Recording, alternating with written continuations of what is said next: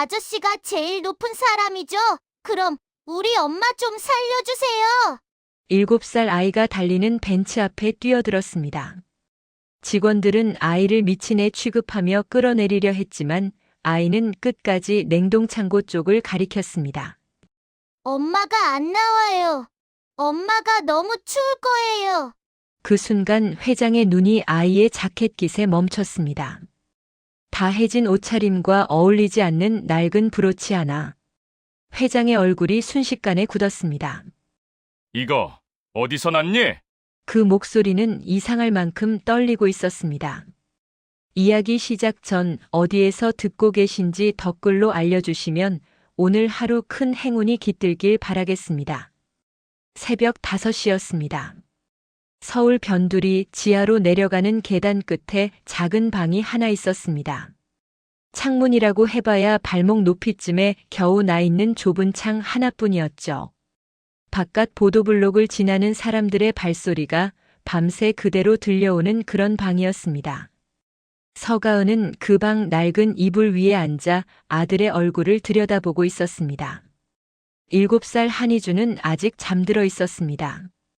아이의 두 볼은 어제보다 더 부어 있었고 이불 밖으로 나온 손끝은 새벽 냉기에 차갑게 식어 있었습니다. 가은은 그 작은 손을 두 손으로 감싸 쥐었습니다. 비비지도 흔들지도 않고 그냥 가만히 쥐고만 있었습니다. 오늘은 병원에서 신장이식 대기 정밀 검사를 받아야 하는 날이었습니다. 석 달을 기다려 잡은 예약이었습니다. 이 검사를 놓치면 다음 예약은 또 몇 달을 밀려야 했습니다. 가은은 그걸 잘 알고 있었습니다. 가은은 조용히 자리에서 일어나 방 한쪽 낡은 서랍장을 열었습니다. 약 봉투는 날짜 순으로 묶어두었고 병원 예약표는 반으로 접어 봉투 위에 얹어두었습니다. 가은은 그것들을 천천히 가방 안에 넣으며 낮은 목소리로 혼자 중얼거렸습니다. 오늘 검사만 잘 넘기면 돼.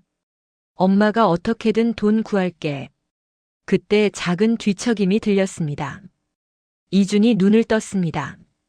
아이는 눈을 반쯤 뜬 채로 엄마를 바라보다가 쉰 목소리로 말했습니다. 엄마, 나물. 가은은 자리에서 일어나다 멈칫했습니다. 책상 위에 놓인 작은 물통을 집어들었다가 잠시 그대로 들고 서 있었습니다. 물통 옆면에는 빨간 매직으로 선이 하나 그어져 있었습니다. 이준이 하루에 마실 수 있는 물의 양이었습니다. 만성신부전을 앓는 아이에게 물은 약이 되기도 하고 독이 되기도 했습니다. 몸이 물을 제대로 걸러내지 못하니 마음껏 마시게 해줄 수가 없었습니다. 가은이 물통을 건네자 이준은 두 손으로 받아 한 모금만 마시고 돌려줬습니다. 아이는 엄마 눈치를 보더니 조용히 말했습니다. 나 조금만 마실게. 엄마 울지 마. 가은은 웃음을 지었습니다. 눈물이 날 것 같아서 웃은 것이었습니다. 이준이 세수를 마치고 나오자 가은은 아이의 자켓을 꺼냈습니다. 깃 부분이 살짝 달아있는 남색 자켓이었습니다. 가은은 그 자켓 깃에 낡은 브로치를 조심스럽게 달았습니다. 금빛은 벗겨지고 은빛만 남은 작은 브로치였지만 가운데 새겨진 문양만은 여전히 또렷했습니다. 오래된 집안의 문장이었습니다. 이준이 고개를 아래로 내려 브로치를 바라보았습니다. 엄마, 이거 진짜 아빠 거야? 가은은 자켓깃을 여미며 아이의 가슴팍을 가볍게 두드렸습니다. 응. 이거 달고 있으면 아빠가 널 지켜줘. 이준은 브로치를 손가락 끝으로 살짝 건드려 보았습니다. 아이는 아빠 얼굴을 본 적이 없었습니다. 아빠가 어떤 사람이었는지도 몰랐습니다. 그래도 엄마가 그렇게 말해줄 때면 이준은 가슴 어딘가가 조금 따뜻해지는 것 같은 느낌이 들었습니다. 가은이 가방끈을 어깨에 걸치려던 참에 전화가 울렸습니다. 병원 원무팀이었습니다. 밀린 검사비 일부를 오늘 안으로 납부하지 않으면 오늘 예약된 정밀 검사가 취소될 수 있다는 안내였습니다. 가은은 잠시 말없이 듣다가 짧게 답했습니다. 네, 알겠습니다. 오전 중에 처리하겠습니다. 전화를 끊고 가은은 조용히 책상 서랍을 열었습니다. 안쪽 깊숙이 작은 저금통이 있었습니다. 뚜껑을 열자 동전들이 쏟아졌습니다. 가은은 동전을 하나하나 세어 한쪽에 쌓았습니다. 1,000원짜리 몇 장, 500원짜리, 100원짜리. 다 세고 나니 숨이 살짝 막혔습니다. 턱없이 부족했습니다. 그래도 가은은 그것들을 작은 봉투에 담아 가방 안쪽에 넣었습니다. 버릴 수 없었습니다. 출근 버스 안은 새벽부터 움직이는 사람들로 이미 적당히 차 있었습니다. 이주는 가은 옆자리에 붙어 앉아 차창 밖을 내다보고 있었습니다. 아이의 발이 의자 아래 허공에 달랑달랑 떠 있었습니다. 한참 달리던 버스가 신호에 걸려 멈췄습니다. 이준이 창밖을 보다가 불쑥 물었습니다. 엄마, 할머니나 할아버지는 없어? 가은은 고개를 돌리지 못했습니다. 대신 시선을 창밖으로 고정한 채 입을 꾹 다물었습니다. 버스 유리에 자신의 얼굴이 희미하게 비쳤습니다. 가은은 그 얼굴을 보다가 천천히 눈을 감았습니다. 눈꺼풀 안쪽으로 오래전 기억이 스쳐 지나갔습니다. 남편의 얼굴이었습니다. 그리고 그 얼굴 위로 7년 전 차가운 대문 앞이 겹쳐 보였습니다. 남편 한재환이 세상을 떠난 직후였습니다. 장례가 끝나고 이틀이 지난 날 가은은 태강그룹 한정우 회장의 저택 대문 앞에 서 있었습니다. 임신 중이었지만 배가 크게 부르지는 않던 때였습니다. 가은은 남편의 아이를 낳고 싶었습니다. 그리고 그 아이가 아버지의 집안을 알았으면 했습니다. 그것뿐이었습니다. 그런데 대문에서 나온 것은 시아버지가 아니었습니다. 장남 한석환이었습니다. 그는 가은을 아래 위로 훑어보더니 차갑게 입을 열었습니다. 내 뱃속 아이까지 들먹이지 마. 그 애는 우리 집 핏줄이 아니야. 가은은 떨리는 목소리로 말했습니다. 재환 씨 아이예요. 틀림없어요. 석환이 비웃음을 지었습니다. 재환, 그 사생아 이름을 이 집 앞에서 꺼내지 마. 내 아버지 인생의 오점이었으니까. 내가 여기서 무슨 말을 해도 이 집은 너와 아무 관계 없어. 대문은 그렇게 닫혔습니다. 가은은 한동안 그 문 앞에 서 있었습니다. 다리에 힘이 풀려 그대로 주저앉을 것 같았지만 주저앉지 않았습니다. 뱃속에 아이가 있었기 때문이었습니다. 버스가 다시 움직였습니다. 가은은 눈을 뜨고 창밖을 바라보았습니다. 이준이 여전히 옆에서 기다리고 있었습니다. 가은은 아이의 자켓깃에 달린 브로치를 손끝으로 살짝 짚었습니다. 그리고 천천히 숨을 내쉬었습니다. 이준의 질문에는 끝내 대답하지 못했습니다. 버스가 태강백화점 직원 출입구 앞에 섰습니다. 가은은 가방을 고쳐 메고 자리에서 일어났습니다. 출입구 보안 스캐너가 하청 직원 임시 아이디를 읽더니 붉은 불이 깜빡였습니다. 정직원 아이디는 초록 불이 들어오는데 하청 직원 아이디는 언제나 붉은 불이 한 번 더 깜빡이고 나서야 통과가 됐습니다. 작은 차이였지만 가은은 매일 그 불빛을 보았습니다. 가은은 이준의 손을 잡고 안으로 들어섰습니다. 오늘은 태강백화점 VIP 행사가 있는 날이었습니다. 그리고 그날 행사장 안에는 가은이 절대 마주치고 싶지 않았던 얼굴이 와 있었습니다. 7년 전 그 대문 앞에 서 있던 한석환이었습니다. 태강백화점 식품관은 아침부터 분주했습니다. 오전 10시 한정우 회장이 직접 참석하는 프리미엄 선물 세트 출시 행사가 예정되어 있었습니다. 직원들은 이른 새벽부터 나와 행사장 동선을 확인하고 VIP 안내 현수막을 정리하고 주차장 출입구 통제 구역을 점검하느라 정신이 없었습니다. 무전기 소리와 카트 바퀴 소리, 방송 점검 소리가 뒤섞여 식품관 전체가 쉴 새 없이 울렸습니다. 여기저기서 직원들이 뛰어다니고 냉장 박스를 실은 카트가 통로를 막았다가 비켜서기를 반복했습니다. 오전 내내 그런 전쟁 같은 분위기였습니다. 가은은 그 소란 속에서 조용히 움직이고 있었습니다. 하청 건품 직원이었으니 정식 직원보다 오히려 더 일찍 나와야 했고 더 많은 것을 떠맡아야 했습니다. 냉장 물류 수량 확인, VIP 선물 세트 포장 분량 검수, 냉동식품 적재 상태 점검까지 모두 가은의 몫이었습니다. 가은은 클립보드를 들고 식품관 안쪽 통로를 오가며 숫자를 맞추고 박스를 확인하고 도장을 찍었습니다. 허리를 굽혔다가 폈다가 무거운 박스를 들어 옆으로 밀었다가 다시 뛰듯이 다음 구역으로 이동했습니다. 쉴 틈이 없었습니다. 이주는 직원 휴게실 한쪽 구석 의자에 앉아 엄마를 기다리고 있었습니다. 자켓깃에 달린 브로치를 손가락으로 만지작거리면서 가은이 통로를 지나칠 때마다 눈으로 쫓았습니다. 가은은 지나칠 때마다 잠깐씩 멈춰 이준에게 작은 쪽지를 건넸습니다. 첫 번째 쪽지에는 이렇게 적혀 있었습니다. 약 먹는 시간 10시. 두 번째 쪽지에는 이렇게 적혀 있었습니다. 물은 여기 표시선까지만. 세 번째 쪽지에는 이렇게 적혀 있었습니다. 엄마 안 오면 저기 이모한테 말하기. 이주는 쪽지 3장을 나란히 무릎 위에 올려놓고 읽었습니다. 글씨 하나하나가 엄마 손길 같았습니다. 아이는 쪽지들을 자켓 주머니에 고이 접어넣고 다시 통로 쪽을 바라보았습니다. 그 시각 백화점 정문 쪽이 갑자기 조용해졌습니다. 직원들이 하던 일을 멈추고 일제히 허리를 숙였습니다. 한석환이 도착한 것이었습니다. 태강그룹 부회장이자 회장의 장남이었습니다. 그는 짙은 감색 정장 차림으로 로비를 가로질러 들어오면서 여유로운 미소를 짓고 있었습니다. 그러나 그 미소 뒤의 눈빛은 달랐습니다.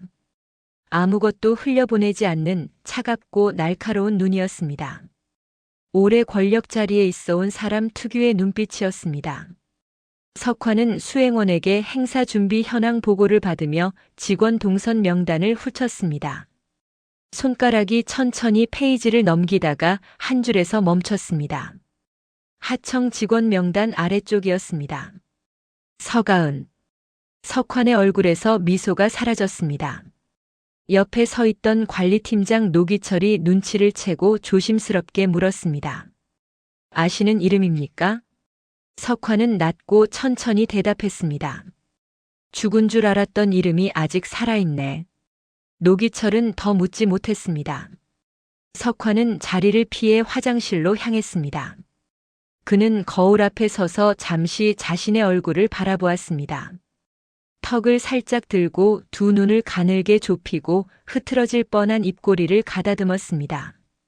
잠깐 흔들렸던 표정은 금세 다시 단단해졌습니다. 석환은 원래 그런 사람이었습니다. 감정이 겉으로 드러나는 것을 용납하지 않는 사람이었습니다. 그는 식품관 통로 안쪽을 멀리서 직접 확인했습니다. 낡은 작업복 차림으로 클립보드를 들고 움직이는 여자가 보였습니다. 7년이 지났지만 틀림없었습니다. 서가은이었습니다. 그리고 그 옆 직원 휴게실 쪽에 앉아있는 남자아이가 눈에 들어왔습니다. 석환은 눈을 가늘게 떴습니다. 아이의 얼굴을 보는 순간 가슴 어딘가가 싸늘하게 가라앉는 것 같았습니다. 7년 전에 죽은 동생 한재환의 눈매와 인매가 그 아이 얼굴에 그대로 담겨 있었습니다. 석환은 이를 악물었습니다. 사라졌어야 할 것들이 사라지지 않고 살아있었습니다. 이주는 그 시선을 알 리가 없었습니다. 아이는 그냥 의자에 앉아 브로치를 만지작거리며 엄마가 오기를 기다리고 있었습니다. 아이의 자켓깃에 달린 브로치가 식품관 형광등 불빛 아래 은은하게 빛을 받고 있었습니다. 그 빛을 멀리서 석환이 바라보고 있었습니다. 눈빛이 굳어 있었습니다. 석환은 노기철을 불러 한쪽으로 데리고 갔습니다.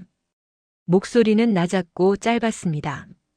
저 여자 회장님 눈에 절대 띄면 안 됩니다. 행사 끝날 때까지 치워두세요. 노기철이 작은 목소리로 물었습니다.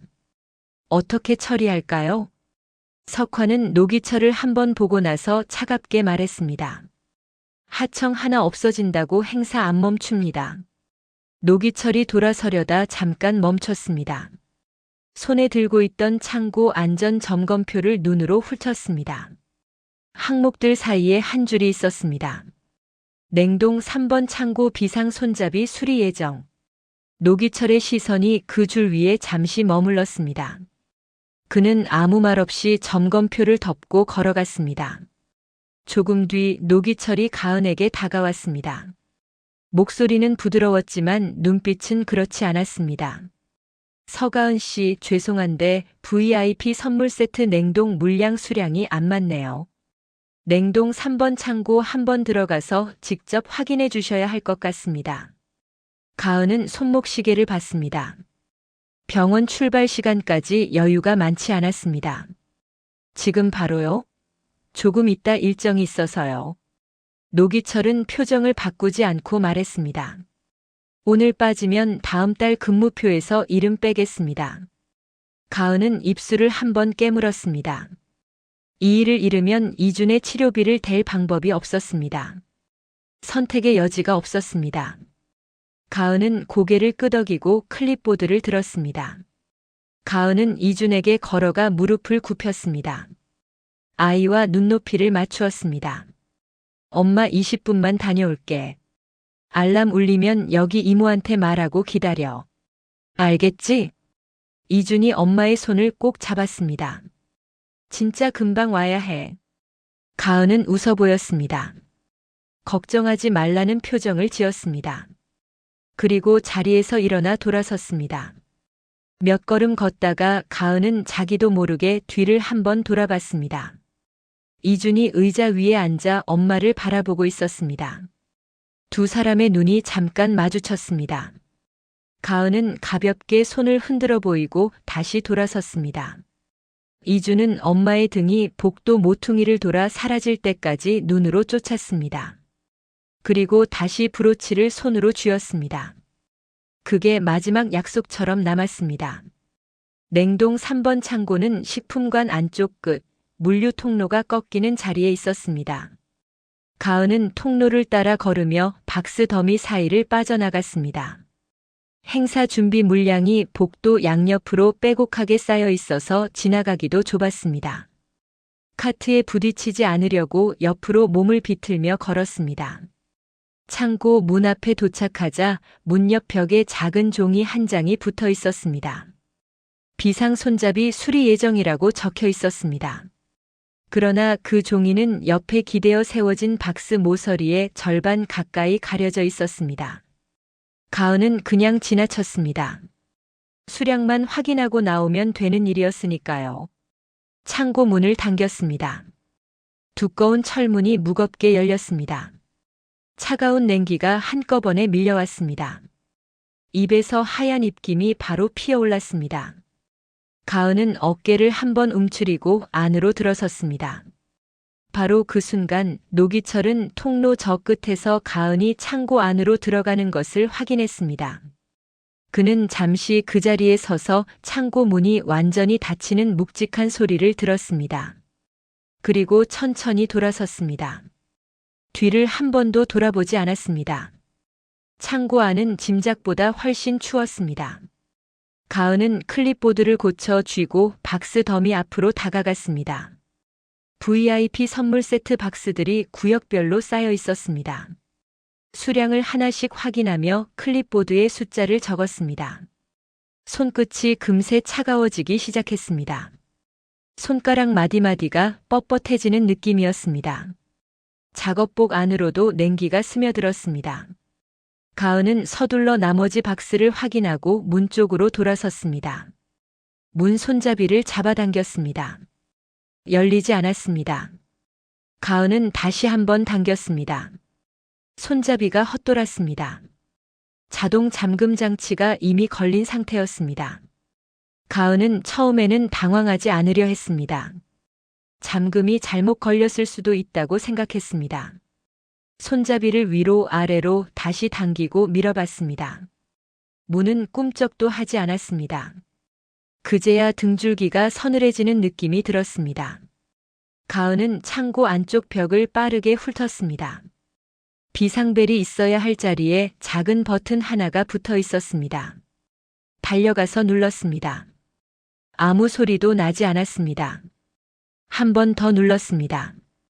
역시 아무 반응이 없었습니다. 고장난 상태였습니다. 가은은 다시 문 쪽으로 돌아와 두 주먹으로 문을 세게 두드렸습니다. 저기요. 사람 있어요. 문 좀 열어주세요. 그러나 문 밖은 달랐습니다. 행사 준비 방송 소리, 카트 바퀴 소리, 직원들의 무전 소리가 겹겹이 깔려 있었습니다. 두꺼운 냉동 창고 철문은 그 소란 속에서 가은의 목소리를 완전히 삼켜버렸습니다. 목이 쉬도록 불러도 밖에서는 들리지 않았습니다. 가은은 작업복 주머니를 하나하나 뒤지기 시작했습니다. 바지 앞주머니, 뒷주머니, 작업복 상의 주머니까지 손을 집어넣었습니다. 영수증 몇 장, 반으로 접힌 메모지, 동전 2개. 핸드폰은 없었습니다. 하청 직원은 냉동 창고 안으로 개인 물품을 가져갈 수 없다는 규정 때문에 아침에 사물함에 넣어두고 온 것이었습니다. 가은은 빈 손바닥을 내려다보았습니다. 눈앞이 아찔했습니다. 다시 문으로 돌아가 이번에는 발로 찼습니다. 손바닥으로 쳤습니다. 소리를 지르며 두드렸습니다. 그러나 두꺼운 냉동 창고 벽은 아무것도 내보내지 않았습니다. 가은의 목소리도 손바닥 소리도 발소리도 그 안에 갇혔습니다. 시간이 흘렀습니다. 처음에는 발을 동동 구르며 몸을 움직였습니다. 제자리에서 팔을 흔들고 뛰었다가 다시 문을 두드리기를 반복했습니다. 몸을 계속 움직여야 버틸 수 있다는 것을 본능적으로 알았습니다. 그러나 냉기는 멈추지 않았습니다. 손끝 감각이 먼저 사라졌습니다. 이어서 발끝이 무거워졌습니다. 볼이 얼얼해졌습니다. 숨을 쉴 때마다 가슴 안쪽이 시렸습니다. 가은은 박스 하나를 끌어다 문 가까이 쌓고 그 위에 올라서서 다시 두드렸습니다. 팔이 아팠습니다. 그래도 멈추지 않았습니다. 그러나 아무도 오지 않았습니다. 가은은 박스에서 내려와 벽에 등을 기댔습니다. 두 팔로 자신의 몸을 감쌌습니다. 하얀 입김이 점점 가늘게 피어올랐습니다. 정신을 차려야 한다고 생각했습니다. 패닉이 오면 안 된다고 스스로에게 말했습니다. 눈을 크게 뜨고 숨을 천천히 쉬었습니다. 그때 주머니 안쪽에서 손가락에 종이가 걸렸습니다. 꺼내보니 접힌 종이였습니다. 오늘 아침 챙겨 넣어둔 이준의 정밀 검사 예약표였습니다. 가은은 그것을 두 손으로 쥐었습니다. 종이가 손 안에서 조금씩 따뜻해졌습니다. 가은은 예약표 위에 적힌 날짜와 시간을 바라보았습니다. 석 달을 기다려 잡은 날이었습니다. 가은은 눈을 감고 낮게 중얼거렸습니다. 이준아, 엄마 조금만 기다려. 그리고 조금 더 시간이 흘렀습니다. 몸이 굳어가는 느낌이 들었습니다. 가은은 천천히 벽을 타고 주저앉았습니다. 바닥이 얼음장처럼 차가웠습니다. 그래도 일어설 힘이 잘 나지 않았습니다. 가은은 떨리는 목소리로 혼잣말을 했습니다. 안 돼, 우리 이준이 병원 가야 하는데. 눈물이 날 것 같았지만 눈물도 얼어붙는 것 같았습니다. 그 시각 물류 통로 한쪽 끝에서 직원 한 명이 냉동 3번 창고 앞을 지나치고 있었습니다. 그는 걸음을 옮기다가 묘하게 멈칫했습니다. 창고 쪽에서 뭔가 들리는 것 같았습니다. 두드리는 소리 같기도 했고 아닌 것 같기도 했습니다. 그는 잠깐 창고 문을 바라보다가 다시 걸음을 옮겼습니다. 행사 준비 때문에 원래 소리가 많은 날이었으니까요. 그렇게 지나쳐갔습니다. 놓쳐버린 구조였습니다. 그 시각 노기철은 행사장 쪽 직원에게 나직하게 말하고 있었습니다. 3번 창고 쪽은 아무도 들여보내지 마. 회장님 출차 끝날 때까지 정신 사납게 하지 말고. 직원은 고개를 끄덕였습니다. 무슨 영문인지 몰랐지만 팀장 지시였으니 따를 뿐이었습니다. 냉동 창고 안에서는 가은의 입김이 점점 가늘어지고 있었습니다. 손안에 쥔 예약표가 서서히 차갑게 식어가고 있었습니다. 엄마가 사라진 걸 알아챈 이준. 직원 휴게실 벽시계가 10시 20분을 가리키고 있었습니다. 이준은 의자에 앉아 그 시계를 바라보고 있었습니다. 엄마가 20분만 다녀온다고 했습니다. 그런데 벌써 한참이 지났습니다. 이준은 발을 허공에 달랑달랑 흔들다가 멈추었습니다. 다시 시계를 보았습니다. 분침이 또 한 칸 더 움직여 있었습니다. 이준은 입술을 꾹 다물고 의자 위에서 자세를 고쳐 앉았습니다. 엄마는 늘 말한 시간에 왔습니다. 단 한 번도 약속을 어긴 적이 없었습니다. 학교 끝날 시간에 늦은 적도 없었고 병원 예약 시간을 넘긴 적도 없었습니다. 숨이 넘어갈 것처럼 뛰어와서라도 꼭 왔습니다. 그런데 오늘은 달랐습니다. 아이의 손목에 찬 작은 시계에서 알람이 울렸습니다. 병원으로 출발해야 하는 시간이었습니다. 이준은 자리에서 일어나 휴게실 문 쪽을 바라보았습니다. 엄마가 오면 딱 맞게 출발할 수 있다고 생각했습니다. 잠깐 기다렸습니다. 1분, 2분. 복도 쪽에서 카트 소리가 들려올 때마다 엄마인 줄 알고 고개를 들었습니다. 그러나 엄마는 오지 않았습니다. 이준은 엄마 가방 쪽으로 다가갔습니다. 가은이 자리를 비울 때 늘 이준 옆에 두고 가던 낡은 천가방이었습니다. 어깨끈이 여러 번 꿰매진 흔적이 있는 가방이었습니다. 이준은 가방 안을 들여다보았습니다. 약 봉투가 날짜 순으로 묶여 있었습니다. 병원 예약표도 있었습니다. 보온 담요도 접혀 있었습니다. 작은 물통도 있었습니다. 이준은 그것들을 하나하나 손으로 확인하다가 천천히 고개를 들었습니다. 냉동창고 출입카드가 없었습니다. 이준은 가방을 다시 뒤졌습니다. 안쪽 작은 주머니, 옆 주머니, 바깥 주머니까지 손을 집어넣었습니다. 가방 안쪽을 손으로 더듬어 구석구석 확인했습니다. 출입카드는 어디에도 없었습니다. 이준은 손을 가방에서 빼고 잠시 가만히 앉아 있었습니다. 7살 아이의 머릿속에서 무언가가 천천히 맞춰지고 있었습니다. 엄마가 약 봉투를 두고 갔습니다. 병원 예약표도 두고 갔습니다. 엄마는 병원 예약표를 절대 몸에서 떼지 않는 사람이었습니다. 오늘 아침에도 서랍에서 꺼내 가방에 꼼꼼히 넣는 것을 이준이 직접 봤습니다. 그런데 창고 출입카드만 없었습니다. 엄마는 창고 안에 있었습니다. 그것도 한참 전부터였습니다. 이준은 휴게실 문을 열고 통로로 나갔습니다. 지나가는 직원의 옷자락을 잡았습니다. 저기요. 우리 엄마 어디 갔어요? 서가은 씨요.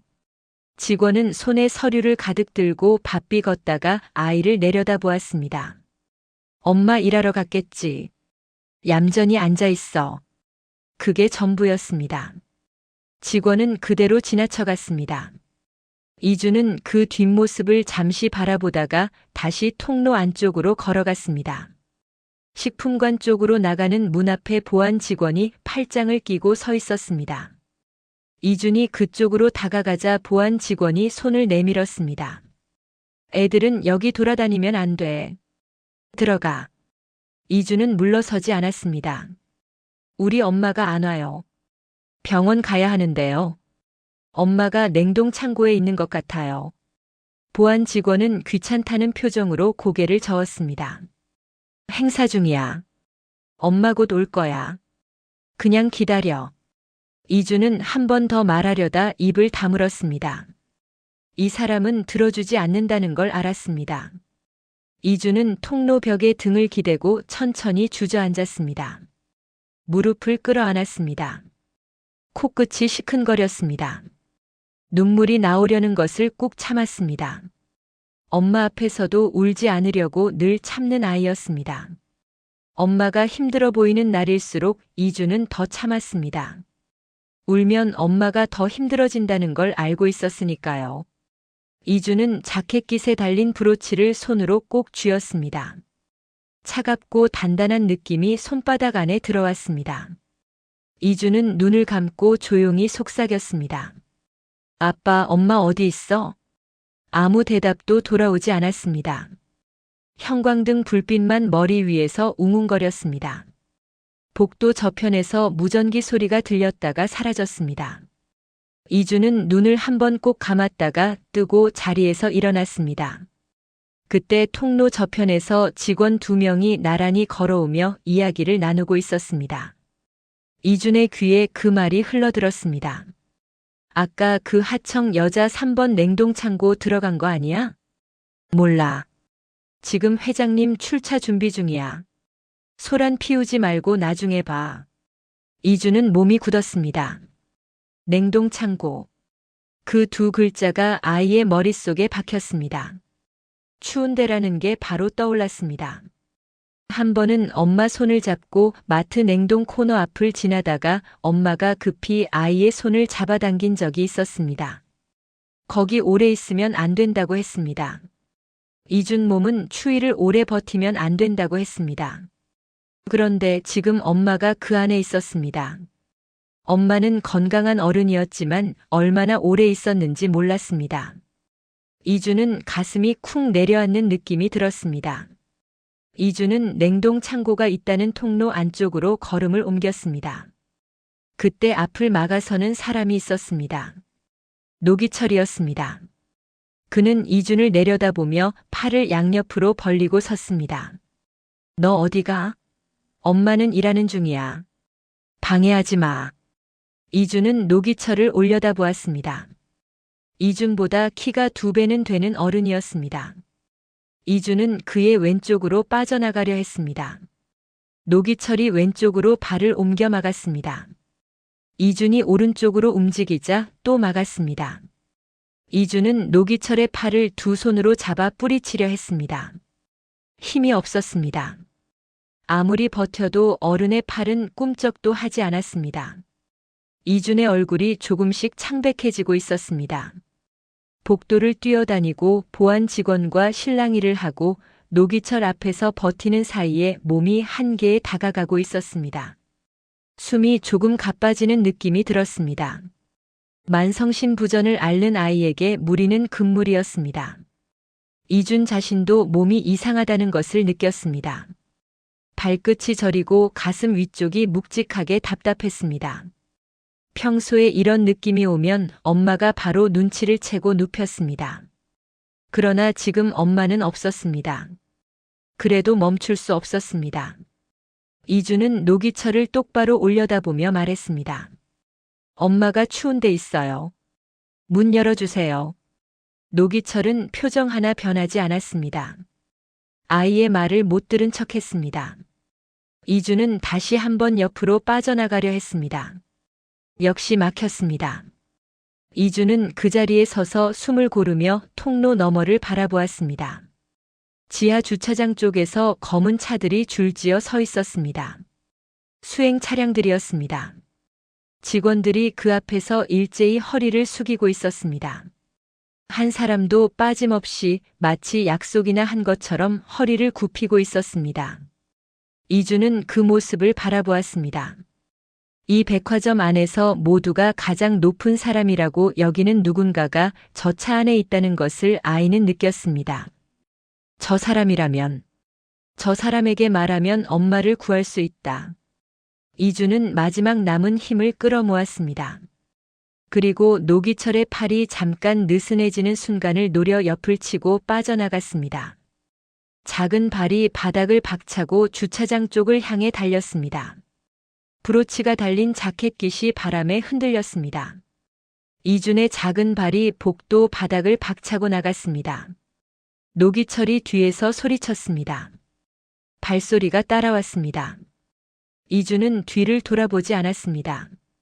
좁은 통로를 빠져나와 주차장으로 내려가는 경사로 쪽으로 꺾었습니다. 숨이 벌써 가빠졌습니다. 가슴이 답답했습니다. 평소에 이렇게 뛰면 엄마가 바로 달려와 아이를 멈춰 세웠습니다. 숨 먼저 고르자고 했습니다. 천천히 하면 된다고 했습니다. 그러나 지금 엄마는 없었습니다. 엄마가 지금 차가운 창고 안에서 얼마나 오래 있었는지 몰랐습니다.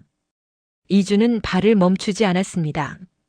지하 주차장으로 내려서자 공기가 달라졌습니다. 매캐한 기름 냄새와 차가운 콘크리트 냄새가 뒤섞여 코끝을 찔렀습니다. 주차장 한쪽은 행사 때문에 통제되어 있었습니다. 검은 차들이 줄지어 서 있었고 그 앞뒤로 수행 차량들이 빈틈없이 붙어 있었습니다. 천장에서 쏟아지는 형광등 불빛이 차체 위에서 하얗게 반사되었습니다. 직원들은 그 빛 아래서 일제히 허리를 숙이고 있었습니다. 아무도 고개를 들지 않았습니다. 마치 약속이나 한 것처럼 한 사람도 빠짐없이 그 차를 향해 허리를 굽히고 있었습니다. 이주는 그 모습을 경사로 아래에서 바라보았습니다. 아이의 눈에 그 장면이 이상하게 크게 들어왔습니다. 이주는 주차장 입구 기둥 뒤에 서서 숨을 고르며 상황을 살폈습니다. 검은 벤츠가 줄의 맨 앞에 있었습니다. 가장 크고 가장 반들거리는 차였습니다. 경호원 2명이 그 차 양옆에 붙어 서 있었습니다.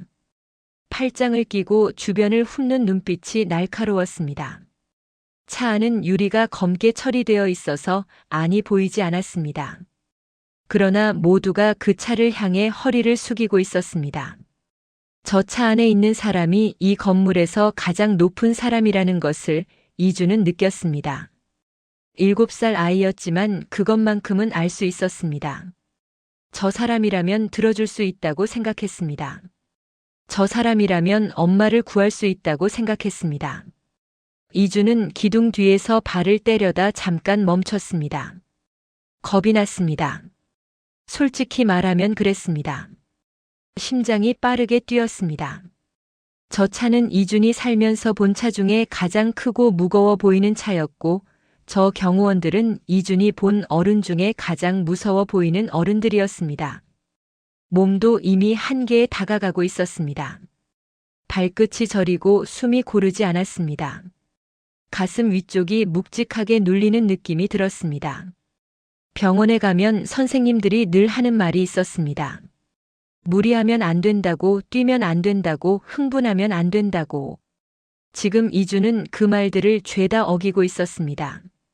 그래도 이주는 지금 망설일 시간이 없다는 것을 알았습니다. 이주는 자켓깃에 달린 브로치를 손으로 꼭 쥐었습니다. 차갑고 단단한 감촉이 손바닥 안으로 들어왔습니다. 엄마가 늘 말했습니다. 이거 달고 있으면 아빠가 지켜준다고. 이주는 눈을 한번 감았다가 떴습니다. 그리고 기둥 뒤에서 나왔습니다. 달렸습니다.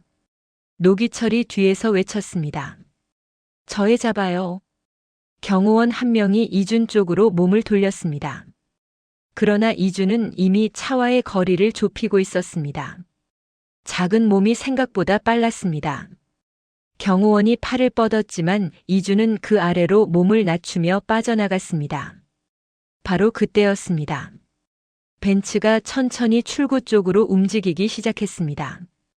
이준은 주저하지 않았습니다. 그대로 차 앞으로 뛰어들었습니다. 날카로운 브레이크 소리가 주차장 안에 울렸습니다. 타이어가 바닥을 긁는 소리였습니다. 차가 급하게 멈췄습니다. 경호원들이 일제히 사색이 된 얼굴로 달려왔습니다. 너 미쳤어? 여기가 어디라고 뛰어들어? 경호원이 이준의 팔을 잡아 끌어내려 했습니다. 이준은 발을 바닥에 버티며 몸을 비틀었습니다. 작은 운동화가 바닥을 긁었습니다. 이준은 차 문 쪽을 향해 있는 힘껏 소리쳤습니다. 우리 엄마가 냉동 창고에 있어요. 문 좀 열어주세요. 목소리가 떨렸습니다. 울음이 섞였습니다. 그래도 이준은 소리를 멈추지 않았습니다. 엄마가 거기 갇혀 있어요. 빨리요. 제발요. 이준은 두 손바닥으로 차 문을 두드렸습니다. 작은 손바닥이 차가운 차체에 탁탁 부딪혔습니다. 소리는 크지 않았지만 주차장 콘크리트 벽에 부딪혀 울렸습니다. 그 울림이 차 안까지 닿았습니다. 노기철이 황급히 달려와 경호원 옆에 섰습니다. 이마에 땀이 맺혀 있었습니다. 회장님, 하청 직원 아이가 소란을 피우는 겁니다. 제가 바로 데리고 나가겠습니다. 행사에는 전혀 지장 없습니다. 경호원이 이준을 두 손으로 들어 올리려 했습니다. 이준은 있는 힘껏 버텼습니다. 발이 허공에서 버둥거렸습니다. 이준은 고개를 돌려 차 문 쪽을 보며 다시 외쳤습니다. 엄마가 추운데 갇혀 있다고요. 아무도 안 들어줘요. 제발 들어주세요. 이준의 얼굴에서 눈물이 흘러내렸습니다. 참으려 했지만 이번만큼은 참아지지 않았습니다. 눈물이 볼을 타고 턱 아래로 뚝뚝 떨어졌습니다. 그래도 이준은 차 문 쪽에서 시선을 거두지 않았습니다. 발이 허공에서 버둥거리는 채로 두 팔을 차 쪽으로 뻗었습니다. 그 순간이었습니다. 벤츠 뒷좌석 창문이 천천히 내려왔습니다. 한정우 회장이 차 안에서 이준을 바라보고 있었습니다. 70이 넘은 얼굴이었지만 눈빛은 여전히 날카롭고 묵직했습니다. 처음에는 그저 귀찮은 소동이라고 생각하는 표정이었습니다. 행사마다 이런 사소한 사고가 한두 개씩 있기 마련이었으니까요. 노기철에게 한마디만 하면 조용히 정리될 일이라고 생각했습니다. 그런데 경호원이 이준을 끌어내려는 바로 그 순간이었습니다. 아이의 자켓이 뒤틀리면서 귀 쪽이 형광등 불빛 아래 그대로 드러났습니다. 거기에 달린 낡은 브로치가 빛을 받아 반짝였습니다. 작고 오래된 브로치였습니다. 금빛은 벗겨지고 은빛만 남아 있었습니다. 그러나 가운데 새겨진 문양만은 세월이 지나도 또렷하게 살아 있었습니다. 정우의 눈빛이 그 자리에서 굳었습니다. 손이 저절로 차 문 손잡이 쪽으로 움직였습니다. 정우는 차 문을 열었습니다. 그리고 천천히 차에서 내렸습니다. 직원들이 갑작스러운 회장의 행동에 일제히 굳어버렸습니다. 노기철의 얼굴이 하얗게 질렸습니다. 아무도 입을 열지 못했습니다. 정우의 시선은 오직 한 곳에 박혀 있었습니다. 이준의 자켓깃에 달린 그 낡은 브로치였습니다. 세상에 하나뿐인 물건이었습니다. 오래전 정우 자신이 직접 달아준 물건이었습니다. 정우는 그것을 누구보다 잘 알고 있었습니다. 한정우 회장이 차에서 내려 이준 앞으로 천천히 걸어왔습니다. 경호원들이 일제히 긴장했습니다. 누구도 예상하지 못한 행동이었습니다. 노기철은 그 자리에서 굳어버렸습니다. 얼굴이 하얗게 질렸습니다. 행사 내내 여유로운 표정을 유지하던 석환도 주차장 입구 쪽에서 그 장면을 지켜보다가 입술을 질끈 깨물었습니다. 일이 틀어지고 있었습니다. 아버지가 차에서 내리면 안 됐습니다. 정우는 주변의 시선 같은 것은 신경 쓰지 않았습니다. 그는 천천히 이준 앞까지 걸어와 멈춰 섰습니다. 그리고 무릎을 굽혔습니다. 70이 넘은 몸으로 콘크리트 바닥에 무릎을 굽히는 일이 쉽지 않았지만 정우는 개의치 않았습니다. 아이와 눈높이를 맞추었습니다. 경호원 한 명이 황급히 팔을 내밀어 부축하려 했지만 정우는 손을 저어 물렸습니다. 이준은 눈물이 아직 볼에 남아있는 채로 이 낯선 어른을 바라보았습니다. 가까이서 보니 머리카락이 하얗고 얼굴에 주름이 깊었습니다. 그러나 눈빛은 날카로웠습니다. 이준은 그 눈빛에 눌려 작게 뒤로 물러서려다 참았습니다. 지금 물러서면 안 됐습니다. 엄마가 아직 창고 안에 있었습니다. 정우가 낮고 조용한 목소리로 물었습니다. 그 브로치 어디서 났니? 이준은 자켓깃을 내려다보았습니다. 그리고 브로치를 두 손으로 감쌌습니다. 빼앗길까봐 두려운 표정이었습니다. 이준은 정우를 올려다보며 대답했습니다. 엄마가 달아줬어요. 아빠가 지켜주는 거라고 했어요. 정우는 숨을 멈췄습니다. 아빠가 지켜주는 거라고. 그 말이 가슴 한가운데를 깊게 쳤습니다. 정우는 잠시 아무 말도 하지 못했습니다. 귓속에서 그 말이 울렸습니다. 아빠가 지켜주는 거라고. 그 브로치는 정우가 세상에 하나만 맞춤으로 만든 가문 브로치였습니다. 오래전 혼외자로 태어난 둘째 아들 한재환을 처음으로 집안으로 들이던 날 정우가 직접 재환의 옷깃에 달아주었던 것이었습니다. 그날 재환은 아무 말도 하지 않고 그 브로치를 손으로 만지작거리기만 했습니다. 눈가가 붉어졌었습니다. 정우는 그 얼굴을 지금도 기억했습니다. 그것이 마지막으로 재환의 손에 있는 것을 본 순간이었고 그 이후로는 다시 본 적이 없었습니다. 7년 동안 어디 있는지도 몰랐습니다. 그런데 지금 그것이 이 아이의 자켓깃에 달려 있었습니다. 정우는 손을 들어 브로치 쪽으로 가져가다가 멈췄습니다. 손이 미세하게 떨리고 있었습니다. 정우는 그 손을 거두고 대신 아이의 얼굴을 가까이서 들여다보았습니다. 눈매가 보였습니다. 입술선이 보였습니다. 고집스럽게 담은 작은 입이 보였습니다. 코끝이 보였습니다. 정우는 눈을 한번 감았다가 떴습니다. 눈꺼풀 안쪽에서 오래된 얼굴이 떠올랐습니다. 젊은 시절의 재환이었습니다. 이 아이와 같은 눈매였습니다. 같은 입술이었습니다. 같은 고집스러운 표정이었습니다. 정우는 잠시 그대로 굳어 있었습니다. 주차장이 조용해졌습니다. 주변에 있던 직원들도 경호원들도 아무도 입을 열지 않았습니다. 그 침묵이 길게 이어졌습니다. 그때 석환이 황급히 다가왔습니다. 발걸음이 빠르고 목소리가 낮았습니다. 아버지, 이런 일에 직접 나서실 필요 없습니다. 제가 처리하겠습니다. 정우는 석환을 돌아보지 않았습니다. 시선을 이준에게 고정한 채 물었습니다. 냉동 창고 사람 있는지 확인 가능한가? 노기철이 당황해 말을 더듬었습니다. 그게 지금 행사 물량 때문에 출입 통제 중이라서요. 또 안쪽 시스템을 확인을 해봐야. 정우의 표정이 차갑게 굳었습니다. 그는 노기철을 똑바로 바라보았습니다. 노기철이 시선을 피했습니다. 그 짧은 순간에 모든 것이 담겨 있었습니다. 말을 더듬고 시선을 피하고 그러면서도 그것이 자연스러운 척 꾸미는 그 모습이었습니다. 정우는 오랜 세월 사람을 봐온 사람이었습니다. 그 눈빛 하나로 알 수 있었습니다. 정우는 낮은 목소리로 말했습니다. 사람이 안에 있다는데 행사 물량이 먼저냐? 노기철은 입을 열었다가 다물었습니다. 대답이 나오지 않았습니다. 정우는 더 기다리지 않았습니다. 경호팀장 쪽으로 고개를 돌렸습니다. 당장 문 열어. 잠겨 있으면 부서서라도 열어. 지금 당장. 경호원들이 즉시 움직였습니다. 무전기에 대고 위치를 알렸습니다. 2명이 냉동창고 쪽 통로를 향해 뛰었습니다. 발소리가 주차장 바닥을 울리며 멀어졌습니다. 강윤서 비서실장이 조용히 정우 옆으로 다가왔습니다. 그녀는 아무 말 없이 핸드폰을 꺼내 냉동창고 출입 기록 화면을 띄웠습니다. 가은이 들어간 시각이 찍혀 있었습니다. 나온 기록은 없었습니다.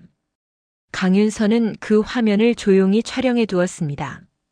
석환은 그 모습을 뒤에서 바라보다가 주먹을 쥐었습니다. 강윤서가 움직이기 시작했다는 것이 마음에 걸렸습니다. 석환은 노기철을 향해 눈을 한번 날카롭게 흘겼습니다. 노기철은 시선을 바닥으로 떨어뜨렸습니다. 두 사람 사이에서 아무 말도 오가지 않았지만 무언가가 무너지기 시작하고 있다는 것을 두 사람 모두 느꼈습니다. 이준은 경호원들이 뛰어간 방향을 바라보았습니다. 냉동창고 쪽이었습니다. 이준의 두 눈에서 다시 눈물이 흘러내렸습니다. 이번에는 무서워서 흘리는 눈물이 아니었습니다. 숨을 참고 버티던 것들이 한꺼번에 흘러나오는 것이었습니다. 엄마를 곧 볼 수 있다는 안도감이었습니다. 정우는 이준의 눈물을 보았습니다. 그는 손수건을 꺼내 이준 쪽으로 내밀었습니다.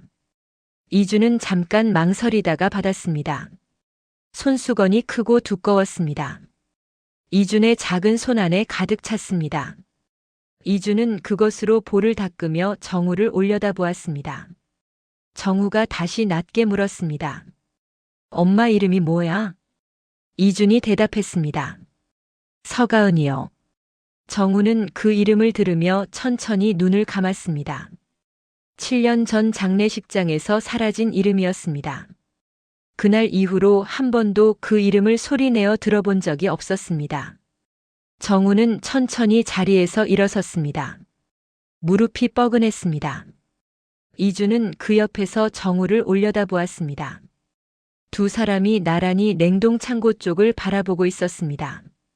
70이 넘은 회장과 7살 아이가 주차장 한가운데 서서 같은 방향을 바라보고 있었습니다. 아무도 그 두 사람 사이를 쉽게 비집고 들어올 수 없었습니다. 경호원들이 냉동 3번 창고 앞에 도착했습니다.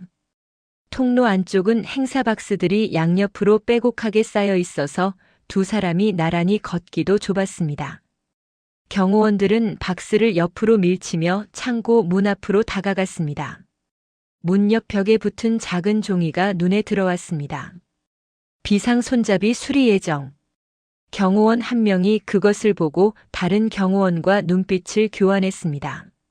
수리가 필요한 창고 안으로 사람을 들여보낸 것이었습니다. 그것도 혼자였습니다. 경호원이 문 손잡이를 당겼습니다. 열리지 않았습니다. 안쪽 자동 잠금이 걸려 있었습니다. 경호원이 무전기에 대고 말했습니다. 3번 창고 잠금 확인됩니다. 강제 개방 요청합니다. 노기철이 뒤따라 달려왔습니다. 숨이 차 있었고 이마에 땀이 맺혀 있었습니다. 그는 창고 문 앞에 서자마자 말을 꺼냈습니다. 시스템 오류일 수 있습니다. 제가 열쇠 담당자를 불러서 정식 절차로 열겠습니다. 잠깐만요. 경호팀장이 노기철의 말을 잘랐습니다. 회장님 지시입니다. 비켜주십시오. 곧 다른 경호원 2명이 장비를 들고 달려왔습니다. 문 옆 잠금 패널을 뜯어내고 강제 해제를 시작했습니다. 노기철은 그 자리에 서서 말을 잃었습니다. 강윤서가 조용히 옆에 나타나 출입 기록 화면을 꼼꼼히 확인했습니다. 가은이 창고 안으로 들어간 시각이 찍혀 있었습니다. 나온 기록은 없었습니다. 강윤서는 그 화면을 촬영해 저장하고 창고 입구 고장 표시와 주변 박스 배치 상태도 연달아 찍었습니다. 노기철이 그 모습을 힐끗 보았습니다. 강윤서는 눈길도 주지 않았습니다. 딸깍 소리와 함께 잠금이 해제되었습니다. 경호원이 문을 힘껏 당겼습니다. 두꺼운 철문이 열리는 순간 차가운 냉기가 폭포처럼 쏟아져 나왔습니다. 통로에 서 있던 사람들이 일제히 몸을 움츠렸습니다. 입에서 하얀 입김이 피어올랐습니다. 경호원이 창고 안으로 들어섰습니다. 형광등 불빛 아래 창고 안쪽 바닥이 보였습니다. 박스 더미 옆에 누군가가 쓰러져 있었습니다. 여기 있습니다. 경호원이 소리쳤습니다. 다른 경호원이 뛰어들어갔습니다. 가은이었습니다. 박스를 등에 기댄 채 바닥에 주저앉아 있었습니다. 손끝은 새파랗게 변해 있었고 입술은 하얗게 질려 있었습니다. 뺨도 창백했습니다. 두 손은 아직도 종이 한 장을 꼭 쥐고 있었습니다. 이준의 병원 예약표였습니다. 창고 안에 갇혀 있는 내내 그것만은 놓지 않았던 것이었습니다. 경호원이 가은의 어깨를 흔들었습니다. 괜찮으십니까? 정신 차리세요. 가은의 눈꺼풀이 미세하게 떨렸습니다. 반응이 있었습니다. 경호원이 무전기로 의료진 호출을 요청했습니다. 다른 경호원이 가은의 상체를 부축해 일으켰습니다. 가은의 몸이 힘없이 기울었습니다. 체온이 많이 내려가 있었습니다. 소식이 주차장까지 전해졌습니다. 이준은 경호원의 무전 소리를 듣고 그대로 통로 쪽으로 달려가려 했습니다. 정우가 조용히 손을 내밀어 아이의 어깨를 잡았습니다. 이준이 올려다보았습니다. 같이 가자. 정우가 낮게 말했습니다. 이준은 잠깐 그 얼굴을 바라보다가 고개를 끄덕였습니다. 둘이 나란히 걸었습니다. 정우는 이준의 걸음 속도에 맞추었습니다. 아이가 숨이 가빠 보이자 정우가 말했습니다. 천천히 걸어도 돼. 이주는 고개를 저었습니다. 천천히 걸 수 없었습니다. 창고 앞에 의료진이 먼저 도착해 있었습니다. 들것이 펼쳐졌습니다. 가은이 천천히 들것 위에 눕혀졌습니다. 이주는 의료진 사이를 비집고 들어가려 했습니다. 엄마, 엄마. 의료진이 아이를 막아섰습니다. 지금은 곁에 있으면 안 돼요. 치료해야 해요. 이주는 막힌 채로 그 자리에 서서 발을 굴렀습니다. 엄마가 들것 위에 누워 있는데 다가갈 수가 없었습니다. 이준의 눈에서 눈물이 쏟아졌습니다. 아이의 얼굴이 무너졌습니다. 아까까지 이를 악물고 버티던 얼굴이 이제야 다 흘러내리는 것 같았습니다. 엄마 일어나. 엄마. 그때 들것 위에서 가은의 손가락이 움직였습니다. 아주 미세하게였습니다. 경호원 한 명이 그것을 보고 이준에게 가까이 오라고 손짓했습니다. 그는 몸을 굽혀 이준을 가은의 손 가까이 데려다 주었습니다. 이준이 엄마의 차가운 손을 두 손으로 잡았습니다. 가은의 손가락이 다시 한번 미세하게 움직였습니다. 이준의 손을 잡으려는 듯한 움직임이었습니다. 엄마, 나야. 이준이야. 이준이 속삭였습니다. 목소리가 떨렸습니다. 가은의 눈꺼풀이 천천히 열렸습니다. 눈빛이 흐릿했습니다. 가은은 눈앞이 잘 보이지 않는 것처럼 천장을 바라보다가 천천히 시선을 내렸습니다. 이준의 얼굴이 보였습니다. 가은의 손가락에 힘이 들어갔습니다. 아이의 손을 꼭 쥐었습니다. 그 순간 가은의 시야에 한정후의 얼굴이 들어왔습니다. 가은의 몸이 움찔했습니다. 7년 전 그 집안의 얼굴이었습니다. 7년 동안 다시는 마주치지 않으리라 생각했던 얼굴이었습니다. 가은은 눈빛으로 뒤로 물러서려 했습니다. 몸이 말을 듣지 않았습니다. 힘이 없었습니다. 가은은 거의 들릴 듯 말 듯한 목소리로 말했습니다. 우리 아이 데려가지 마세요. 그 말이 통로 안에 낮게 울렸습니다. 정우는 그 말을 들으며 입을 열지 못했습니다. 아무 대답도 나오지 않았습니다. 데려가지 말라는 말이었습니다. 의식이 겨우 돌아오는 순간 가장 먼저 한 말이 아이 걱정이었습니다. 7년 동안 혼자 아이를 지켜온 엄마의 첫마디가 그것이었습니다. 정우는 그 말 앞에서 아무것도 할 수 없었습니다. 석화는 멀찍이서 그 장면을 바라보고 있었습니다. 그는 빠르게 상황 정리에 나섰습니다. 정우 옆으로 다가가 낮은 목소리로 말했습니다. 아버지, 단순 관리 사고입니다. 직원 안전 관리 문제인 만큼 제가 책임지고 처리하겠습니다. 병원비도 전액 지원하고 원만하게 마무리하겠습니다. 정우는 들것이 이동하는 방향을 눈으로 좇고 있다가 처음으로 석환을 똑바로 돌아보았습니다. 내가 왜 이렇게 빨리 책임을 말하지? 석환이 말을 멈췄습니다. 그 짧은 정지가 길게 느껴졌습니다. 석환은 표정을 다잡고 다시 입을 열려 했습니다. 그러나 정우는 이미 시선을 돌렸습니다. 들것을 따라 걷기 시작했습니다. 이주는 엄마 손을 잡은 채 들것 옆에 붙어 걸었습니다. 가은의 손이 조금씩 따뜻해지고 있었습니다. 이주는 그것을 느끼며 엄마 손을 더 꼭 쥐었습니다. 가은의 손 안에는 구겨진 병원 예약표가 아직 남아 있었습니다. 창고 안에서 끝까지 붙들고 있던 종이었습니다. 이주는 그것을 보고 울음이 다시 차올랐지만 참았습니다. 엄마 앞에서는 울지 않기로 했으니까요. 병원 응급실은 조용했습니다. 가은은 처치를 마치고 일반 병실로 옮겨졌습니다. 체온이 많이 내려가 있었지만 다행히 의식은 또렷하게 돌아왔습니다. 담당 의사는 저체온 증상이었지만 빠르게 발견한 덕분에 큰 위험은 넘겼다고 했습니다.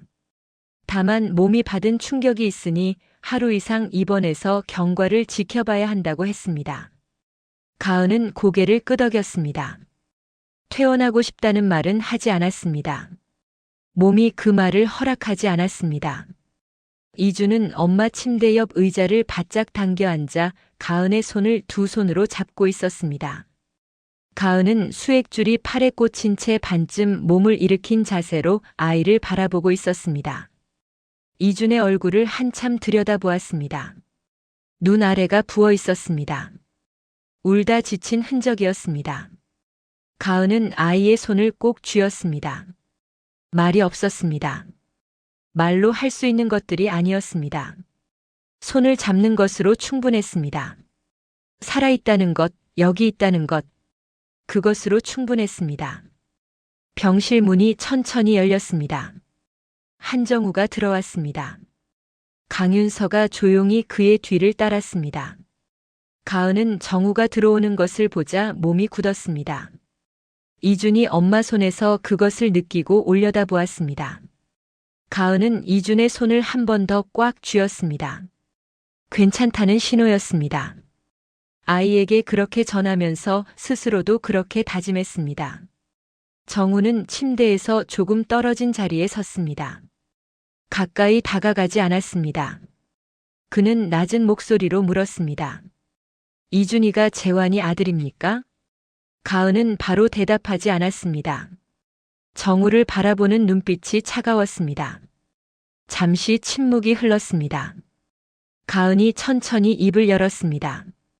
그때 회장님은 저희를 찾지 않으셨어요. 아이가 태어났다는 말도 믿지 않으셨죠. 정우는 반박하지 못했습니다. 아무 말도 나오지 않았습니다. 가은의 말이 틀리지 않았기 때문이었습니다. 정우는 그 침묵 속에서 시선을 바닥으로 내렸습니다. 가은은 그 모습을 보며 눈물이 올라오는 것을 참았습니다. 원망인지 체념인지 알 수 없는 감정이었습니다. 7년 동안 혼자 버텨온 것들이 한꺼번에 목구멍으로 밀려 올라왔습니다. 가은은 고개를 돌렸습니다. 그때였습니다. 이준이 의자에 앉은 채 자켓 깃의 브로치를 손가락으로 이리저리 만지작거리고 있었습니다. 아이는 심심하면 늘 그랬습니다. 손이 허전할 때면 브로치를 쥐고 돌렸습니다. 그런데 이번에는 브로치 뒷면에서 작은 돌기가 손가락에 걸렸습니다. 이준은 그것을 별 생각 없이 꾹 눌렀습니다. 브로치 뒷면의 좁은 틈에서 잡음 섞인 소리가 흘러나오기 시작했습니다. 이준이 깜짝 놀라 브로치를 눈앞으로 들어 올렸습니다. 엄마, 이거 소리나. 가은이 고개를 돌렸습니다. 정우도 움직임을 멈추었습니다. 셋이 동시에 브로치 쪽으로 시선이 쏠렸습니다. 처음에는 지지직거리는 잡음만 들렸습니다. 가은이 자리에서 몸을 기울여 브로치를 가까이 가져왔습니다. 정우도 천천히 침대 쪽으로 다가왔습니다. 셋이 나란히 그 작은 브로치에서 나오는 소리에 귀를 기울였습니다. 병실 안이 조용해졌습니다. 복도에서 들려오던 발소리도 의료기기 소리도 멀어지는 것 같았습니다. 그리고 잡음 사이로 목소리가 들리기 시작했습니다. 낮고 날카로운 목소리였습니다. 가은은 그 목소리를 단번에 알아들었습니다. 석환의 목소리였습니다. 내가 널 동생이라고 여긴 적이 한 번이라도 있을 것 같아? 가은의 손이 이불 위에서 굳었습니다. 정우가 미동도 하지 않았습니다. 이어서 또 다른 목소리가 들렸습니다. 낮고 떨리는 목소리였습니다. 가은은 그 목소리를 듣는 순간 눈이 크게 열렸습니다. 심장이 내려앉는 것 같았습니다. 남편의 목소리였습니다. 7년 만에 듣는 목소리였습니다. 가은은 손으로 입을 막았습니다. 숨을 참았습니다. 재환의 목소리가 석환에게 따지고 있었습니다. 회사 비리 정황에 대해서였습니다. 장부 조작에 대해서였습니다. 목소리가 떨렸지만 물러서지 않았습니다. 가은은 그 목소리에서 남편을 느꼈습니다. 늘 그랬습니다. 무서우면서도 물러서지 않던 사람이었습니다. 가은은 눈물이 올라오는 것을 억지로 눌렀습니다. 석환의 목소리가 다시 깔렸습니다. 아버지의 더러운 불륜녀한테서 나온 자식이 감히 이 집안을 넘봐. 정우의 얼굴이 굳었습니다. 눈빛이 흔들렸습니다. 평생 감정을 드러내지 않던 얼굴이었습니다. 그런데 그 얼굴에 금이 가는 것이 보였습니다. 재환의 목소리가 다시 들렸습니다. 가은이랑 아이는 건드리지 마. 절대로. 석환이 차갑게 받았습니다. 내가 사라지면 그 여자도 그 애도 아무것도 아니야. 이주는 엄마와 정우를 번갈아 바라보았습니다. 무슨 말인지 잘 이해하지 못했습니다. 그러나 어른들의 표정이 이상하다는 것은 알았습니다. 아이는 아무 말 없이 엄마 손을 더 꼭 쥐었습니다. 녹음의 마지막 부분이었습니다. 석환의 목소리가 한층 더 낮아졌습니다. 내 차가 왜 그 길로 갔는지 누가 증명할 수 있을까? 딸깍 소리와 함께 녹음이 끊겼습니다. 병실에 완전한 침묵이 내려앉았습니다. 가은은 손으로 입을 막은 채 눈을 감고 있었습니다. 눈물이 손등 위로 흘러내렸습니다. 떨어지는 눈물을 닦지 않았습니다. 닦을 수가 없었습니다. 이준이 그 손 위에 자신의 작은 손을 얹었습니다. 아이는 무슨 말을 해야 할지 몰라서 그냥 엄마 손 위에 자기 손을 올려놓은 것이었습니다. 가은은 그 손을 느끼고 눈을 떴습니다. 이준을 바라보았습니다. 그리고 아이의 손을 꼭 쥐었습니다. 정우는 자리에서 천천히 일어났습니다. 창가 쪽으로 걸어갔습니다. 그리고 창밖을 바라보며 그 자리에 섰습니다. 뒷모습만 보였습니다. 넓었던 어깨가 천천히 무너졌습니다. 아무 말이 없었습니다. 한참이 지나도 그 자리에 서 있었습니다. 강윤서가 병실 문 안쪽에서 그 뒷모습을 바라보다가 조용히 고개를 숙였습니다. 자신이 믿었던 장남이 둘째 아들을 죽음으로 몰았습니다. 그리고 그 사실을 묻기 위해 며느리와 손자를 7년 동안 세상 밖으로 밀어냈습니다. 정우는 그 긴 세월 동안 장남의 말만 믿고 살았습니다. 며느리가 거짓말을 한다고 믿었습니다. 아이가 없다고 믿었습니다. 아무것도 확인하지 않았습니다. 확인하려 하지 않았습니다. 창밖의 빛이 조금씩 기울어갔습니다. 병실 안에는 3사람이 있었습니다. 아무도 입을 열지 않았습니다. 그 침묵이 길고 무거웠습니다. 그러나 그것은 더 이상 외면의 침묵이 아니었습니다. 처음으로 같은 공간에서 같은 무게를 나눠지고 있는 침묵이었습니다. 다음 날 아침이었습니다. 이준의 상태가 갑자기 나빠졌습니다. 새벽부터 열이 오르더니 아침이 되자 얼굴이 퉁퉁 부어 있었습니다. 발목도 부어 있었습니다. 숨을 쉴 때마다 가슴이 답답하다고 했습니다. 가은이 이준의 이마를 손으로 짚어보다가 간호사를 불렀습니다. 간호사가 달려와 체온을 재고 담당 의사에게 연락했습니다. 의료진이 병실로 몰려왔습니다. 가은은 침대 옆에 서서 아이의 손을 잡은 채 의료진이 움직이는 모습을 바라보았습니다. 다리가 떨렸습니다. 눈을 크게 뜨고 있었지만 눈앞이 흐릿해지는 것 같았습니다. 어제 냉동창고 소동과 주차장을 뛰어다닌 것이 이준의 몸에 무리를 준 것이었습니다. 만성심부전을 앓는 아이에게 그 정도 충격은 작지 않았습니다. 몸이 더 이상 버티지 못하고 신호를 보내고 있었습니다. 가은은 그것을 알면서도 어제 이준을 막지 못했습니다. 엄마를 구하러 뛰어가는 아이를 붙잡지 못했습니다. 그 생각이 지금 이 순간 가은의 가슴을 파고들었습니다. 주치의 오민재가 검사 결과를 들고 병실로 들어왔습니다. 그는 가은에게 자리에 앉으라고 했습니다. 가은은 앉지 않았습니다. 서서 듣겠다고 했습니다. 오민재는 잠시 가은을 바라보다가 천천히 말을 꺼냈습니다. 투석으로 버티는데 한계가 왔습니다. 이식이 필요합니다. 더 이상 미루면 안 됩니다. 가은은 그 말을 듣고 한동안 아무 말도 하지 못했습니다. 알고 있던 말이었습니다. 언젠가는 들을 말이라는 것을 알고 있었습니다.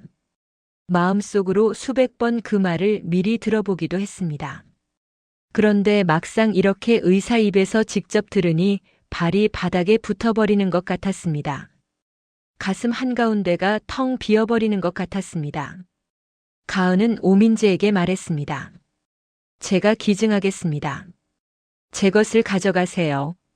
검사 다시 해보시면 맞을 수도 있어요. 저는 괜찮아요.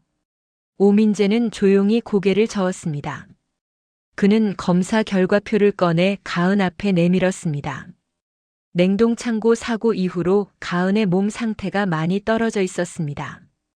여러 수치가 기준에 한참 못 미쳤지만 혈액형 자체가 동일하지 않아 불가능했습니다.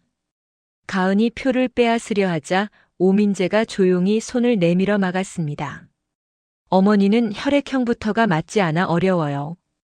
다른 동일한 혈액형을 가진 다른 가족분들은 없으신 거죠? 가은은 결과표를 빼앗으려던 손을 내렸습니다. 그리고 천천히 돌아섰습니다. 복도로 나갔습니다. 병실 문이 닫히자마자 가은은 벽에 등을 기댔습니다. 그리고 천천히 바닥으로 주저앉았습니다. 무릎을 끌어안고 얼굴을 묻었습니다. 소리를 내지 않으려고 입술을 깨물었습니다. 그래도 어깨가 흔들렸습니다. 7년 동안 버텨온 것들이 복도 바닥에서 한꺼번에 쏟아져 나오는 것 같았습니다. 이주는 병실 문틈으로 엄마가 주저앉는 것을 보았습니다. 아이는 조용히 문을 닫았습니다. 엄마가 우는 모습을 본 척하지 않으려는 것이었습니다. 이주는 침대로 돌아와 이불을 끌어당겨 스스로 덮었습니다. 그리고 천장을 바라보며 누워 있었습니다. 브로치를 손에 꼭 쥔 채였습니다. 엄마가 저렇게 우는 것은 자기 때문이라는 것을 이주는 알고 있었습니다. 알면서도 어떻게 할 수 없었습니다. 아이는 눈을 감고 브로치를 더 꽉 쥐었습니다. 정우는 복도 저편에서 가은이 무너지는 장면을 지켜보았습니다. 가까이 다가가지 않았습니다. 다가갈 수 없었습니다. 다가갈 자격이 자신에게 있는지 몰랐습니다. 정우는 강윤서에게 낮은 목소리로 말했습니다. 가은 씨한테 말하지 마. 결과 나오면 나한테만 먼저 알려. 강윤서가 고개를 끄덕였습니다. 그날 오후 정우는 조용히 검사를 받았습니다. 검사 전에 오민재가 정우를 별도로 불러 이야기를 나누었습니다. 오민재는 솔직하게 말했습니다. 수술 자체보다 회복 과정이 더 위험합니다. 회장님 연세에 일단 수술을 견딜 수 있을지. 이게 가장 관건이에요. 그 후 문제들은 단신장으로 지내시면 남은 삶이 달라집니다. 일상적인 것들도 이전과 같을 수 없어요. 정우는 그 말을 들으며 눈을 한번 감았습니다. 그리고 오민재를 바라보았습니다. 아무 말도 하지 않았습니다. 오민재는 더 말을 이어가지 않았습니다. 저녁 무렵 결과가 나왔습니다. 정우가 이준에게 가장 적합한 기증자였습니다. 정우는 그날 밤 이준의 병실로 들어갔습니다. 아이는 잠들어 있었습니다. 작은 손에 브로치를 꼭 쥔 채였습니다. 잠든 얼굴이 평온해 보였습니다. 그러나 발목이 아직 부어 있었고 얼굴에 열기가 남아 있었습니다. 정우는 침대 옆에 의자를 당겨 앉았습니다. 이준의 자는 얼굴을 오래 바라보았습니다. 손을 뻗어 아이의 이마 쪽으로 가져가다가 멈췄습니다. 닿지 못했습니다. 아직은 그럴 수가 없었습니다. 그럴 자격을 먼저 만들어야 한다고 생각했습니다. 정우는 자리에서 일어나 문 쪽으로 걸어가다가 강윤서를 불렀습니다. 수술 동의서 가져와. 강윤서가 잠시 그 자리에 서 있었습니다. 그리고 조용히 말했습니다. 회장님, 다시 한번 생각해 보시겠습니까? 다른 방법을 더 찾아볼 수도 있습니다. 정우는 대답하지 않았습니다. 강윤서는 고개를 숙이고 서류를 가지러 갔습니다. 정우는 다시 병실 안을 바라보았습니다. 이준이 잠든 얼굴이었습니다. 손 안에 브로치를 쥔 채였습니다. 정우는 그 모습을 바라보다가 눈을 감았습니다. 가은이 뒤늦게 소식을 들은 것은 이튿날 이른 아침이었습니다. 가은은 병실 복도로 달려나갔습니다. 정우가 막 수술 준비를 하러 이동하는 참이었습니다. 가은이 복도에서 앞을 막아섰습니다. 안 됩니다. 이러시면 안 돼요. 회장님 몸으로 이 수술은 너무 위험하다고 했잖아요. 가은의 눈이 붉었습니다. 목소리가 떨렸습니다. 제가 다른 방법을 찾겠습니다. 시간을 주시면 어떻게든 찾을 수 있어요. 정우는 멈추었습니다. 가은을 바라보았습니다. 그리고 천천히 고개를 숙였습니다. 낮게 말했습니다. 이번엔 내가 늦지 않겠습니다. 그게 전부였습니다. 정우는 다시 걸음을 옮겼습니다. 가은은 그 등을 바라보며 그 자리에 서 있었습니다. 막으려 했지만 다리가 움직이지 않았습니다. 할 말이 있었지만 말이 나오지 않았습니다. 정우의 뒷모습이 수술실 쪽으로 멀어졌습니다. 수술실 문이 닫혔습니다. 가은은 복도 의자에 앉았습니다. 손을 무릎 위에 올렸습니다. 손 안에는 브로치가 있었습니다. 이준이 수술 전에 엄마한테 맡겨두라고 건네준 것이었습니다. 가은은 브로치를 두 손으로 쥐고 창밖을 바라보았습니다. 해가 천천히 기울고 있었습니다. 복도는 조용했습니다. 발소리 하나 말 한마디 없이 긴 시간이 흘렀습니다. 가은은 브로치를 쥔 손을 가슴 앞으로 모았습니다. 그리고 눈을 감았습니다. 7년 동안 얼어붙어 있던 것들이 그 침묵 속에서 조금씩 녹아내리고 있었습니다. 수술은 12시간이 넘게 걸렸습니다. 가은은 그 시간 내내 복도 의자에 앉아 있었습니다. 중간에 간호사가 다가와 안에서 기다리시겠냐고 물었지만 가은은 고개를 저었습니다. 복도에 있어야 할 것 같았습니다. 수술실 문이 보이는 이 자리에 있어야 할 것 같았습니다. 이주는 옆 병실에서 링거를 맞으며 누워 있었습니다. 아이도 잠들지 못하고 있다는 것을 가은은 알았습니다.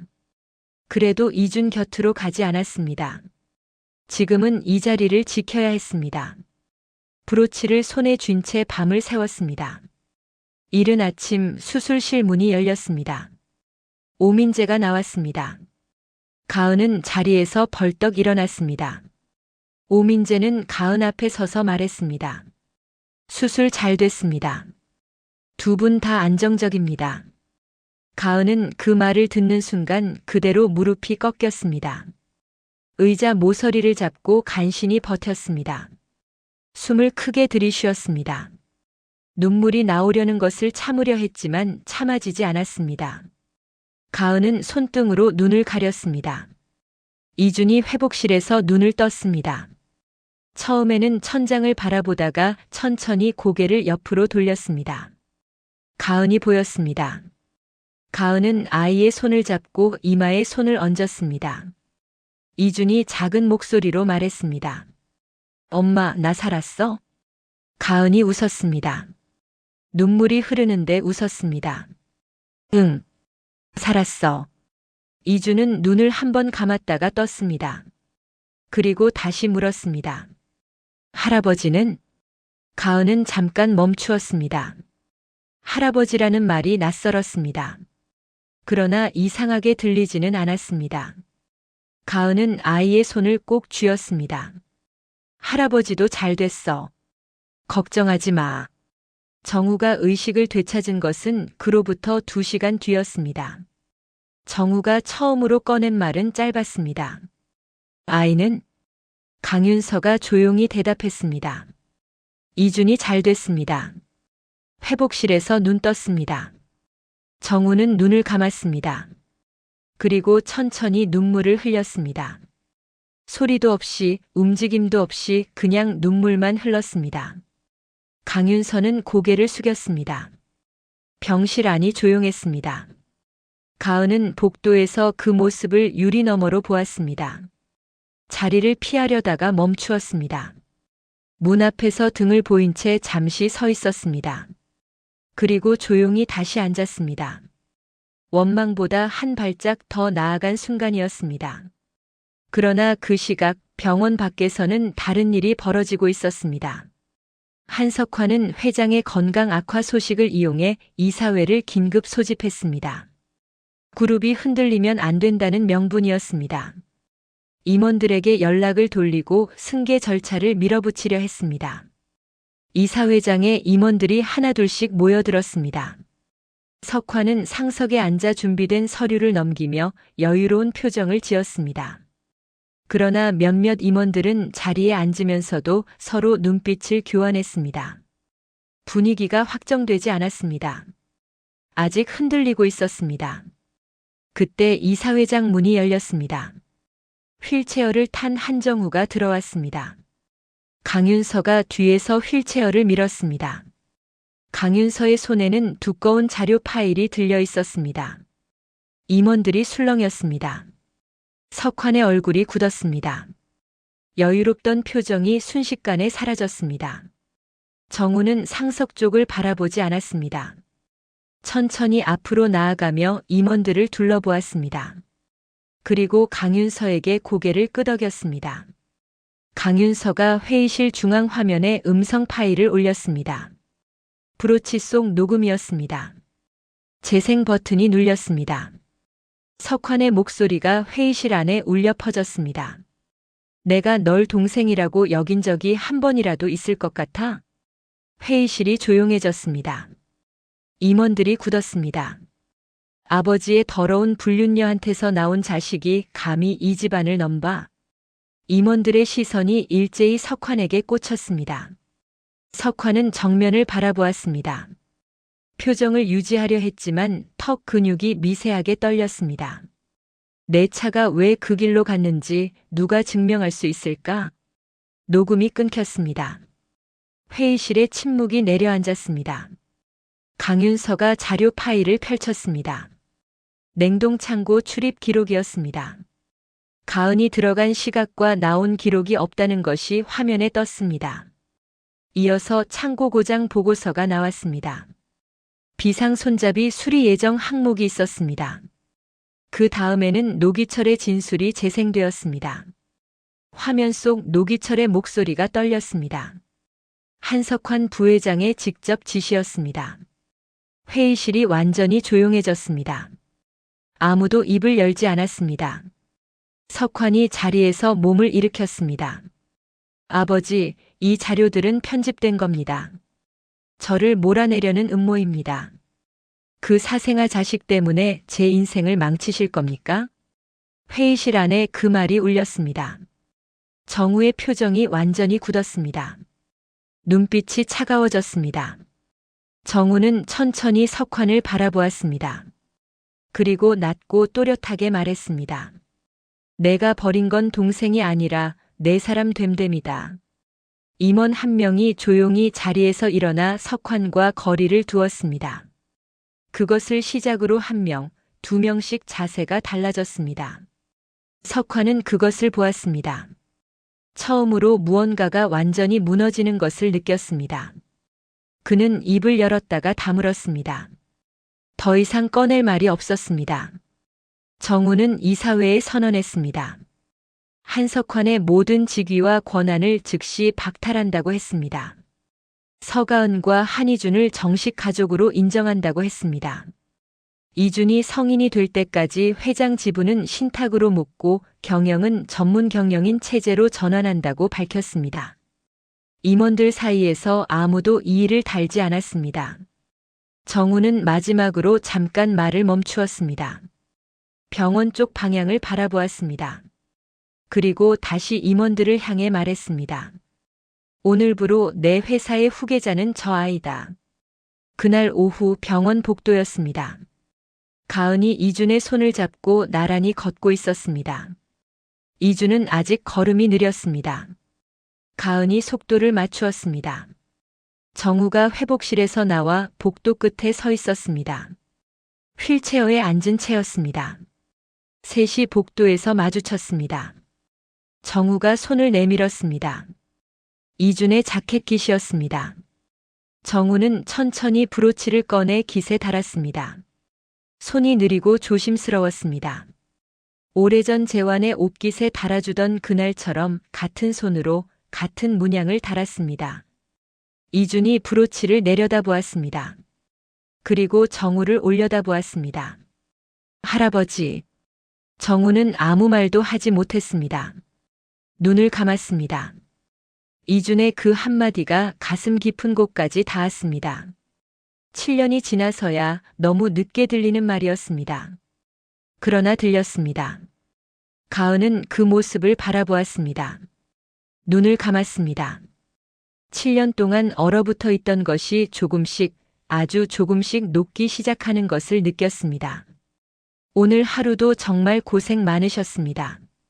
다음에도 따뜻한 이야기로 다시 찾아올게요. 구독, 좋아요 부탁드리고 어디서 듣고 계신지 댓글로 남겨주시면 감사히 인사드리겠습니다. 편안한 밤 되세요. 지금까지 지혜의 사연극장이었습니다. 모두 행복하시고 건강하세요.